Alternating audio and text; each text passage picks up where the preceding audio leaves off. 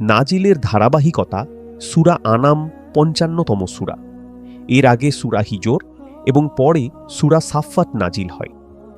বর্তমান কুরআন মাজিদের বিন্যাস অনুযায়ী সূরা আনাম ষষ্ঠ সূরা, এর আগে রয়েছে সূরা মাইদা এবং পরে সূরা আরাফ।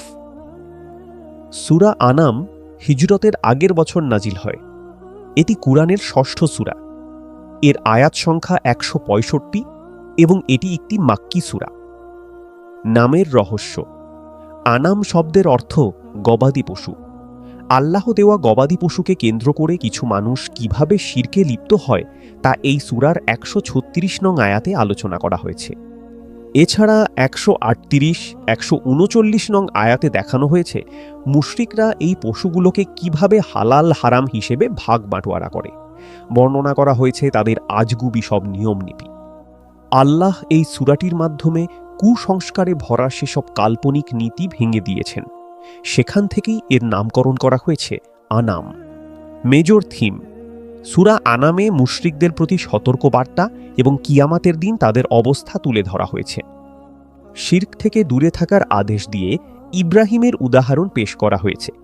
পাশাপাশি আল্লাহর দেয়া নিয়ামত সমূহ এবং কিভাবে মানুষের মাঝে শিরকের চর্চা গড়ে ওঠে তা আলোচনা করা হয়েছে। সূরার শুরু শেষ সম্পর্ক। সূরার শুরুতে বলা হয়েছে, প্রশংসা সবই আল্লাহর, যিনি মহাকাশ ও পৃথিবী সৃষ্টি করেছেন। তবুও অকৃতজ্ঞ লোকেরা তাদের রবের সঙ্গে শিরক করছে। আর সূরার শেষের দিকে বলা হয়েছে, বলো, আমার নামাজ, আমার সকল ভালো কাজ, আমার জীবন, আমার মরণ সবই মহাবিশ্বের অধিপতি আল্লাহর জন্য, তার কোনো অংশীদার নেই। অর্থাৎ শুরু ও শেষ মিলিয়ে এই সূরায় আল্লাহর একত্ববাদের নির্দেশ দেওয়া হয়েছে এবং তার সঙ্গে শিরক করতে নিষেধ করা হয়েছে। অন্য সূরার সঙ্গে সম্পর্ক। এ সূরার আগের সূরা হল সূরা মাইদা, যার শেষে বলা হয়েছে, মহাকাশ, পৃথিবী ও সেসবের মাঝে যা আছে সবকিছু আল্লাহর রাজত্বের অধীন, তিনি সবকিছুর ওপর ক্ষমতাবান। অনুরূপ আলোচনা করা হয়েছে সূরা আনামের শুরুতে। সেখানে বলা হয়েছে, প্রশংসা সবই আল্লাহর, যিনি মহাকাশ ও পৃথিবী সৃষ্টি করেছেন। তবুও অকৃতজ্ঞ লোকেরা তাদের রবের সঙ্গে শিরক করছে। শানে নুজুল। নবুয়ত প্রাপ্তির পর থেকেই আল্লাহর রাসূল সাল্লাল্লাহু আলাইহি ওয়াসাল্লামের দাওয়া খাওয়া বন্ধ হওয়ার জোগাড়। দিন রাত তিনি মক্কাবাসীদের দাওয়াত দিতে থাকলেন, কিন্তু মুশরিকরা সোজা পথ দেখতে পেল না। তারা নবীজিকে নানাভাবে হেয় করতে লাগল, কখনো কবি, কখনো জাদুকর, আবার কখনো মিথ্যাবাদী বলে নানান কিসিমের গুজব রটিয়ে দিল। উপরন্তু কেউ ইসলাম গ্রহণ করলেই তার উপর শুরু হয়ে যেত কুরাইশদের রকমারি জুলুম। দিন দিন এই অত্যাচারের মাত্রা বাড়তেই লাগল। ফলস্বরূপ একসময় দেশ ছাড়তে বাধ্য হন বেশ কয়েকজন সাহাবী। আর ওই সময়টাতে আল্লাহর রাসূলকে সাহায্য সহযোগিতা করার মতো কেউ ছিল না। আল্লাহ তাঁকে ধৈর্য ধরার উপদেশ দিলেন। ধৈর্যের বিনিময়ে তিনি অন্যান্য নবীকে বিজয় দিয়েছিলেন, মনে করিয়ে দিলেন সে কথা। আর এর অল্প কিছু সময় পরই আশার আলো জ্বলে ওঠে মদিনায়। মদিনার আওস ও খাজরাজ গোত্রের নেতারা এলেন, নবীজিকে মদিনায় সাদরে বরণ করে নিলেন। ধীরে ধীরে সেখানে মুসলিমদের সংখ্যা বাড়তে থাকে। তৈরি হয় একটি মুসলিম রাষ্ট্র। নবীজি সেখান থেকে অনেকগুলো যুদ্ধ পরিচালনা করেন। এক সময় মক্কা বিজয় হয়। আল্লাহ তার নবীকে দেওয়া ওয়াদা পূরণ করেন। আল্লাহ এ সূরাটি নাজিল করে ওই সময়কার মুশরিকদের হালচাল তুলে ধরেন, ফুটিয়ে তোলেন তাদের নানান বিকৃতি ও অসারতা। শিরক বন্ধ করে এক আল্লাহর ইবাদত করতে বলেন, আর তা না করলে কঠিন শাস্তির হুঁশিয়ারিও দিয়েছেন। সেই সঙ্গে মুসলিমদের দিয়েছেন আসন্ন বিজয়ের সুসংবাদ। সেগমেন্ট। সকল নবী রাসূলের আহ্বান ছিল তাওহীদ। সকল নবী রাসূলকেই আল্লাহ তাআলা সঠিক পথ দেখিয়েছেন এবং সে পথ হল তাওহীদের পথ। আইন তৈরির কর্তৃত্ব একমাত্র আল্লাহর। আল্লাহর সত্য ও ইনসাফপূর্ণ বাণী পাল্টে দেওয়ার ক্ষমতা কারণই। নতুন করে আইন বানানোর ক্ষমতাও আর কাউকে দেওয়া হয়নি। তাওহীদ ও শিরকের দ্বন্দ্বের সার কথা হল, আমার নামাজ, আমার যাবতীয় ভালো কাজ, আমার জীবন, আমার মরণ সবই আল্লাহর জন্য। ফজিলত। কোরআনের অল্প কিছু সূরা শুরু হয়েছে আলহামদুলিল্লাহ দিয়ে, অর্থাৎ আল্লাহর প্রশংসা করার মাধ্যমে। সূরা আনাম সেগুলোর একটি। বাকিগুলো হল সূরা ফাতিহা, সূরা কাহাফ, সূরা ফাতির ও সূরা সাবা। নবী সাল্লাল্লাহু আলাইহি ওয়াসাল্লাম বলেছেন, যে ব্যক্তি কুরআনের প্রথম 7টি সূরা আঁকড়ে ধরে সে জ্ঞানী। Cause and effect. সকল ক্ষেত্রে আল্লাহর বিধান মেনে নিলে আল্লাহ মানুষের অন্তরকে দুশ্চিন্তামুক্ত ও উদার করে দেন। Central theme. সূরা আনআমের কেন্দ্রীয় বিষয় হল তাওহীদের আলোকে নীতি নির্ধারণ এবং মুশরিকদের ভ্রান্ত বিশ্বাসের অসারতা ও পরিণতি তুলে ধরা।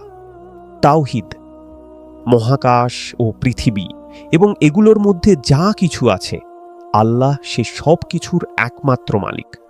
আর নিয়ম তো এটাই, মালিকের আদেশ অনুযায়ী গোলামরা চলবে। রিসালাত।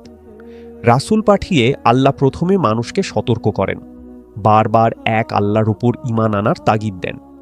এরপরও ঈমান না আনলে তখন আযাব পাঠান। মুশরিকদের কর্মকাণ্ড। মুশরিকরা নিজেদের মন গড়া নিয়ম নীতি তৈরি করে, হালালকে হারাম করে এবং এসব মন গড়া রীতিকে আল্লাহর আইন বলে চালিয়ে দেয়। পরিণতি। কিয়ামতের দিন মুশরিকদের শক্ত করে ধরা হবে। তখন তারা বলবে, আল্লাহর কসম, আমরা কখনো শিরক করিনি। কিন্তু এভাবে মিথ্যা বলে তারা পার পাবে না, তারা কঠিন শাস্তি পাবে। ওভারভিউ। 1 থেকে 16 নং আয়াতে বলা হয়েছে, দুনিয়ার সব কিছুর একমাত্র মালিক আল্লাহ তাআলা, তাই ইবাদত পাওয়ার যোগ্যও কেবল তিনি। 17 থেকে 32 নং আয়াতে লাগাতার অবাধ্যতার শাস্তি এবং জাহান্নাম দেখে কাফিরদের আকুতির কথা বলা হয়েছে। 33 থেকে 50 নং আয়াতে বলা হয়েছে, ইসলাম গ্রহণ করতে আল্লাহ কাউকে জোর করেন না এবং গুনাহ সত্ত্বেও দুনিয়ায় প্রাচুর্য বিপদের সংকেত। 51 থেকে 67 নং আয়াতে বলা হয়েছে, আন্তরিকভাবে তাওবা করলে আল্লাহ মাফ করে দেন এবং সব রকম বিপদ থেকে তিনিই রক্ষা করেন। 68 থেকে 93 নং আয়াতে বলা হয়েছে, উপকার কিংবা ক্ষতি করার কোনো ক্ষমতা মূর্তির নেই, তাই ওগুলোকে ভয় পাওয়া নিরেট বোকামি। 94 থেকে 99 নং আয়াতে বলা হয়েছে, মৃত্যুর পর আল্লাহর সামনে মানুষ একাকী হাজির হবে, যেভাবে জন্মের সময় সে একা এসেছিল। 100 থেকে 117 নং আয়াতে বলা হয়েছে, কুরআন না মানলে ক্ষতি মানুষেরই। মুশরিকদের উপাস্যদের গালি দেওয়া যাবে না, কারণ জবাবে তারাও আল্লাহকে গালি দিয়ে বসবে। 118 থেকে 134 নং আয়াতে বলা হয়েছে, ধ্বংসের আগে জালিমদের ক্ষমতা দেওয়া হয় এবং নবীদের মাধ্যমে আল্লাহ তাদের সতর্ক করেন। সতর্ক না করে আল্লাহ শাস্তি দেন না। 165 থেকে 147 নং আয়াতে মুশরিকদের নিজেদের মন গড়া আইনে কোনটা হালাল আর কোনটা হারাম তা নির্ধারণ করার বিষয়টি তুলে ধরা হয়েছে। 148 থেকে 165 নং আয়াতে বলা হয়েছে, একটি মুমিন কখনো কাফিরদের অনুসরণ করতে পারে না, আর শুধু ঈমান আনলেই চলবে না, সঙ্গে ভালো আমলও করতে হবে। Case study. মানুষ যখন দিনের পর দিন আল্লাহ ও তার বিধানকে প্রত্যাখ্যান করে, তখন তার ফলাফল হয় খুবই ভয়াবহ। এদের অন্তরের ওপর তখন আল্লাহ পর্দা টেনে দেন, ফলে এদের চিন্তা শক্তি নষ্ট হয়ে যায়। এরা সত্যকে সত্য আর মিথ্যাকে মিথ্যা হিসেবে ধরতে পারে না, ফলে তারা হয়ে ওঠে আরও বেপরোয়া, আরও উদ্ধত। খেয়াল করলে দেখবেন, দুনিয়াতে বাতিলদের গলার আওয়াজই বেশি চড়া হয়। অহংকারে এদের ঘাড়ের রগ ফুলে ওঠে। ভুল করার পর তারা কোনোভাবেই সেখান থেকে ফিরে আসে না, নিজেদের ভুলও কখনো স্বীকার করে না। তাই আমাদের নিজেদের সাবধান হওয়া ভীষণ প্রয়োজন।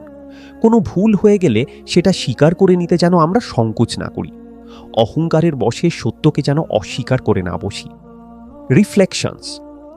এই সূরার 116 নং আয়াতে আল্লাহ তাঁর রাসূলকে বলেছেন, তুমি যদি দুনিয়ার বেশিরভাগ লোকের কথা মতো চলো, তাহলে তারা তোমাকে আল্লাহর পথ থেকে সরিয়ে ভুল পথে নিয়ে যাবে। তারা কেবল আন্দাজ অনুমানের অনুসরণ করে আর কেবল ধারণা করে কথা বলে। হাল আমলে দুনিয়ার প্রায় সব দেশেই গণতন্ত্র মানে, আর গণতন্ত্রের মুদ্রা কথা মোটামুটি সবারই জানা। দেশের বেশিরভাগ লোক যেটার পক্ষে মত দেবে সেটাই বাস্তবায়ন হবে। সংসদে 300 আসনের মধ্যে 151 জন কোনো বিষয়ে একমত হয়েছে তো ব্যাস, আইন বানিয়ে ফেলো। অথচ আল্লাহ তাআলা কুরআনে স্পষ্ট করে বলেছেন, বেশিরভাগ লোক আন্দাজ অনুমানের অনুসরণ করে, তাই অধিকাংশের মতামত কখনো ঠিক বেঠিকের মাপকাঠি হতে পারে না। মূর্খরা সব একজোট হয়ে সিদ্ধান্ত একটা নিয়ে ফেলবে, তারপর চাপিয়ে দেবে বাকি সবার ওপর। তাহলে সমাধান কি?